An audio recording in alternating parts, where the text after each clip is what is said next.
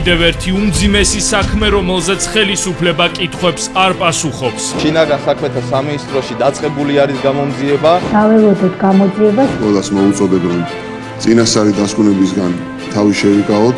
გვესმის, რომ შინაგან საქმეთა სამინისტრო იკვლევს გარემოებებს, მაგრამ ბრალდებები შემაშფოთებელია. კიდევ ერთი ბურუსით მოცული საქმე, რომელმაც ქვეყანას საერთაშორისო სკანდალში გახვია. დღეს ჩვენი სახელმწიფოს იმიჯის სერიოზული დარტყმის ქვეშაა. კიდევ ერთი საქმე, რომელმაც თითოეული მოქალაქე დააფიქრა.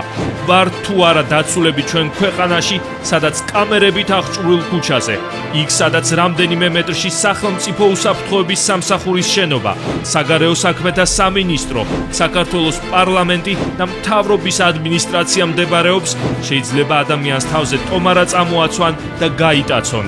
მისი გამტაცებლები კრიმინალური პოლიციის ფორმაში იყვნენ ჩაცმულები. სასტიკად სცემეს.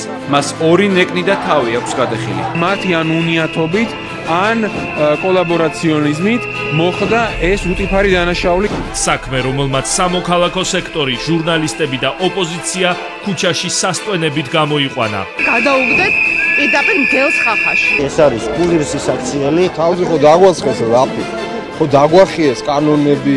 ეს პირდაპირ ნიშანია იმისი, რომ აქ არაფერი გამოძიება არ იქნება. წარმოუდგენელია 21 საუკუნეში ადამიანი ასე გაიტაცო და გაწირონ წამების. ხელისუფლების წარმომადგენლების განცხადებები კიდევ უფრო მეტად ამყარებს ეჭვებს, რომ ისინი თანამონაწილეები იყვნენ ამ უკანონობის. 7 დღე აზერბაიჯანელი ჟურნალისტის გატაცებიდან მწვანეობა ამ ოპერაციაზე ჩაბარდა სწორედ სოცო გოგაშვილს.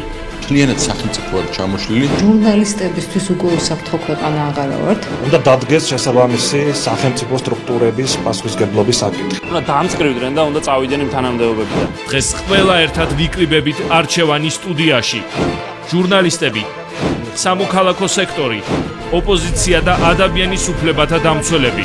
დღეს ვსვამთ კითხვებს და ვუსმენთ ვერსიებს, რომელიც სამოქალაქო სექტორს აქვს. დღეს ვეპატიჟებით ხელისუფლებას აქ, რუსთავი 2-ზე, არჩევანში, უპასუხოს ხალხს საქმეზე, რომელიც ქართული ოცნების შავ ლაქად იქცა.